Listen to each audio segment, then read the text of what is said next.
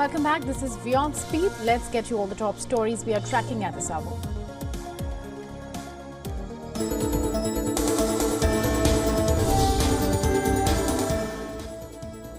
Today marks 100 days since Hamas militants rampaged through communities in southern Israel, and during which Israel says 1,200 people were killed while 240 were taken hostages. On the eve of the 100th day, thousands of Israelis rallied in Tel Aviv calling for the release of hostages being held in Gaza. Protesters called for the resignation of Prime Minister Benjamin Netanyahu, accusing his government of not doing enough to bring home the hostages. Meanwhile, referring to a case brought before the International Court of Justice, alleging Israel's offensive is in breach of the United Nations Genocide Convention, Prime Minister Benjamin Netanyahu said that no one would stop Israel from achieving victory in its war against Hamas militants in the Gaza Strip.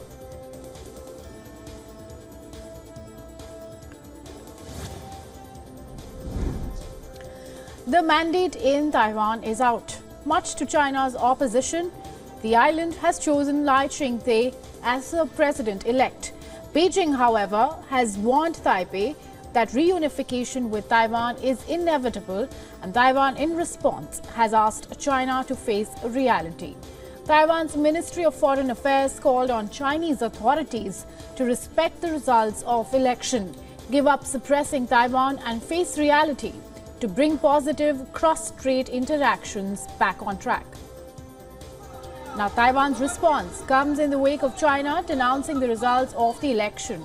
China's Taiwan Affairs Office has slammed the outcomes of the elections, stating that Taiwan's ruling Democratic Progressive Party does not represent mainstream public opinion.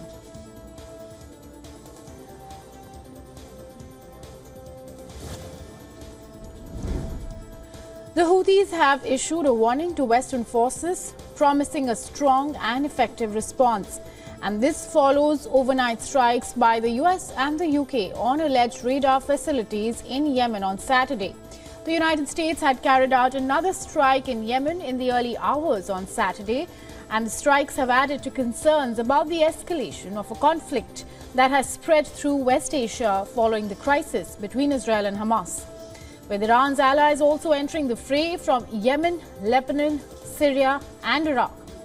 And during his departure to Camp David on Saturday evening, US President Joe Biden was asked whether the US had reached out to Iran over the latest set of strikes on Houthi-controlled positions in Yemen.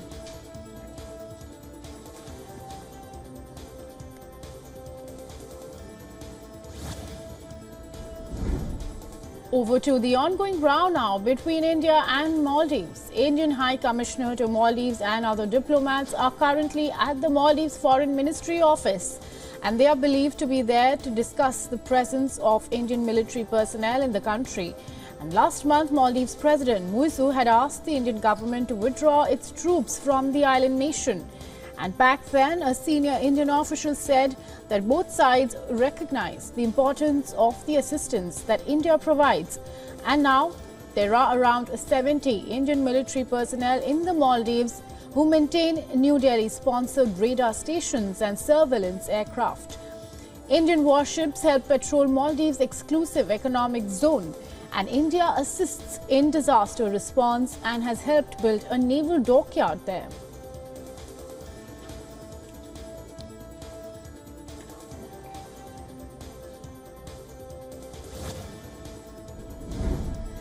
And now we shift focus to India. The Congress Member of Parliament Rahul Gandhi will begin the Bharat Jodo Nyaya Yatra later today. The walk, which was earlier scheduled to start from Manipur state capital Imphal, will now originate from the Thubal district of the state. It will conclude in the country's financial capital, the city of Mumbai. The journey will be flagged off by the Congress President Mallikarjun Kharge at 12 p.m. today, and the march is being perceived as Congress party's bid to set the ground for the run-up to 2024 polls. However, the party has called it an ideological effort and not an electoral one. The party has flagged the walk as a protest against the quote-unquote unjust decade-long rule of the ruling Bharatiya Janata Party.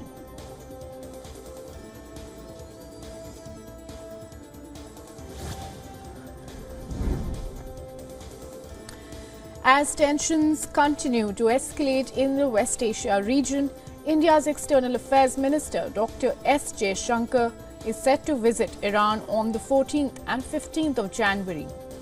Now, this visit assumes significance as it comes at the heels of the US and UK strikes on Houthi targets in Yemen. And as per the country's Foreign Office, Dr. Jaishankar will meet his Iranian counterpart to discuss bilateral, regional and global issues. And this meeting will table various agendas that include political cooperation, connectivity initiatives and strong people-to-people ties. India has been developing the port in Iran, which will also ease its connectivity to Afghanistan.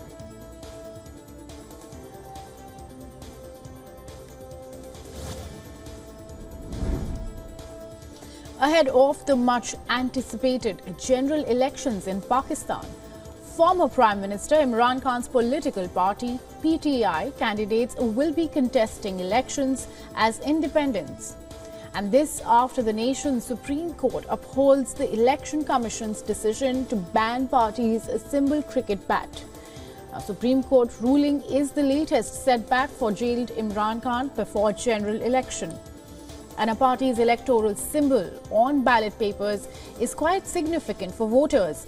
And now PTI candidates will need to contest the election using individual symbols, which could confuse the voters. To break it down, candidates have to contest for the national and provincial assembly seats as independents, and therefore it will not be possible for them to join PTI even after winning the elections.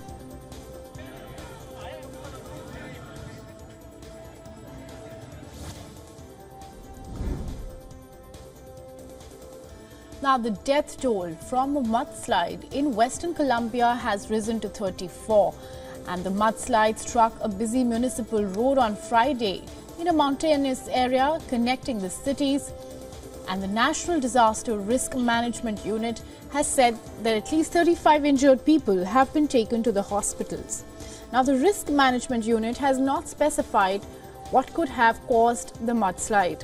However, according to the Defense Department, it has been raining in the area, making it difficult for the rescue operations to continue.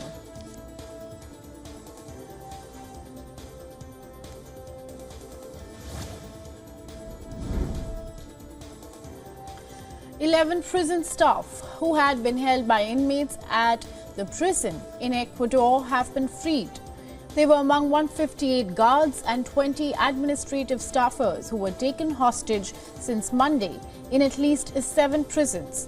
And this amid a sharp increase in violence in the South American country. Now, Ecuador is grappling with a security crisis that has worsened this week with the on-air storming of a TV station and the hostage-taking of dozens of prison staff by inmates and the kidnapping of police officers. According to officials, police and the armed forces are carrying out operations around the country, and more than 800 people have been arrested since the state of emergency began on Monday.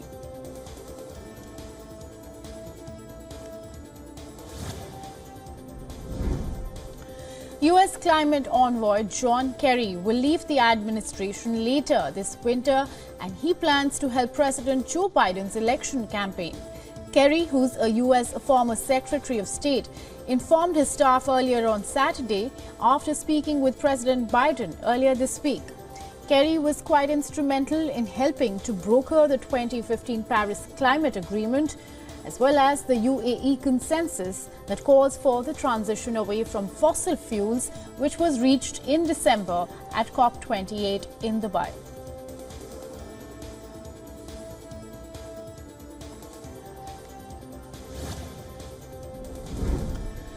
Indonesia's Merapi volcano has erupted.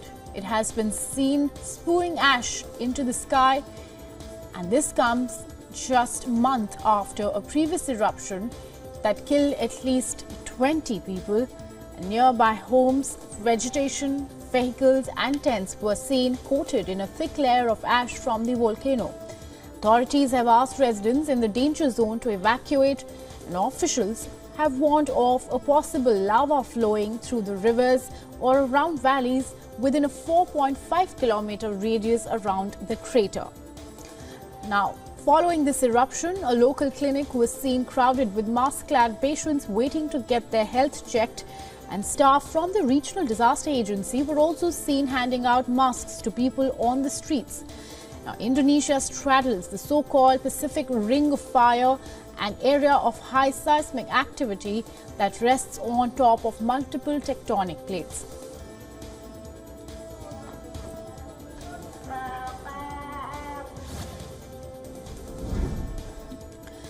Heavy rains continue to batter South American nation Brazil and has killed at least 2 people. Rain and windstorms have damaged trees, flooded streets and caused power outages in many parts of the state. And according to the state media, in Sao Paulo, a truck was swept into floodwaters while it was traveling, killing 1 passenger. Meanwhile, 1 man was found dead in a collapsed house in rain-triggered landslide. And according to officials, a total of 25 flights have been cancelled in Sao Paulo, and the state's fire department has received over 49 reports of fallen trees.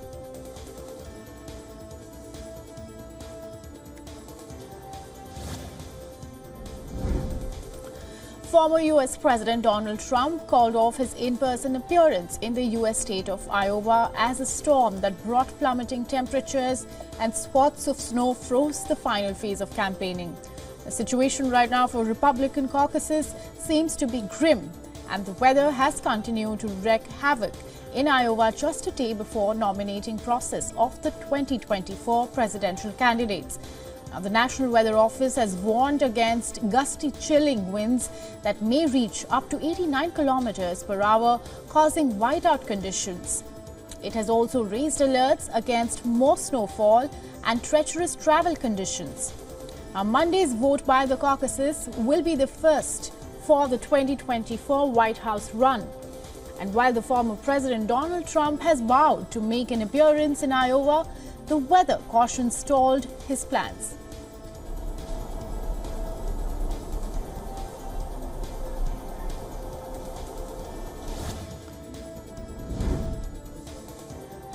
People in Copenhagen are prepared for the Danish Queen to pass the throne to her oldest son, Crown Prince Frederik. Now, the 55-year-old prince will be proclaimed king in the palace later today. And this comes after the Queen's surprise announcement on live television on New Year's Eve that she would abdicate in favor of her oldest son after 52 years on the throne. Now, this is the first time in nearly 900 years that a sitting Danish monarch has abdicated the throne, and people on the streets of the capital have said that they are looking forward to witnessing a historic moment when a living monarch will be succeeded by their heir. And according to recent opinion polls, Frederik and his wife will take the throne at a time of massive public support and enthusiasm for the monarchy in Denmark.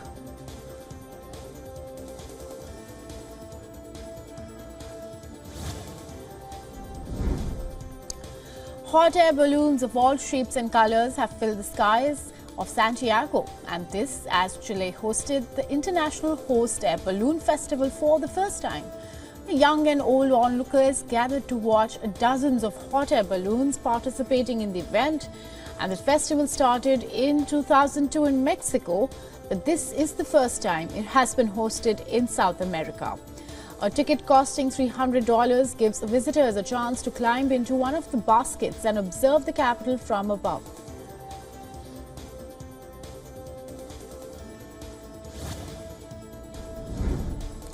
Boeing is once again in the eye of the storm, and this time in Japan. An all Nippon Airways flight returned to its departure airport on Saturday after a crack was found on the cockpit window of the Boeing 737 aircraft. Now, Flight 1182 was en route Toyama Airport, but it returned back to the new airport after the crack was found on the outermost of the 4 layers of windows that surrounds the cockpit. Now, the airline added that there were no injuries reported among the 59 passengers and 6 crew, and this is the second mid-air incident involving a Boeing plane this month after a cabin panel broke off a new Alaska Airlines jet in mid-air on January 5th. Now, following the incident, the U.S. aviation regulator grounded all Boeing 737 MAX 9 planes for safety checks, and the watchdog also announced that it will tighten oversight of Boeing itself.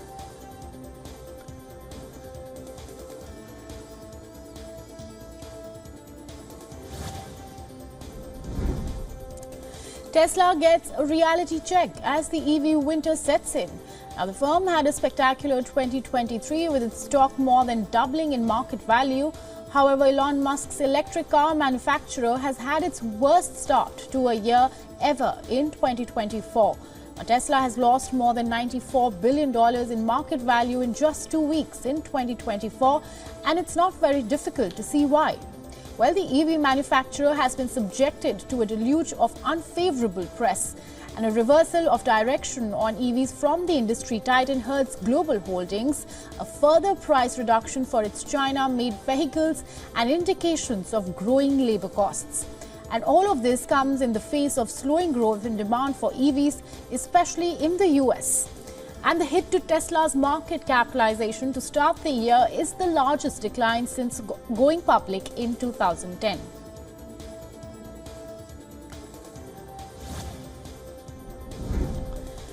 India and the US are all set to take their trade ties to the next level, where the two economic giants will deepen cooperation in areas such as critical minerals. The US Trade Representative Catherine Tai and India's Trade Minister Piyush Goyal held their trade policy talks on Friday. And during their talks in New Delhi, India said that it was interested in a bilateral critical mineral partnership. An unnamed Indian official said that Washington and New Delhi would exchange information to deepen their partnership in this area. And India also asked the United States to improve its visa process for business professionals and requested duty-free access to some goods under the so-called generalized system of preferences. Now, U.S. trade preference program, which India had access to for decades, was ended by former President Donald Trump in 2019.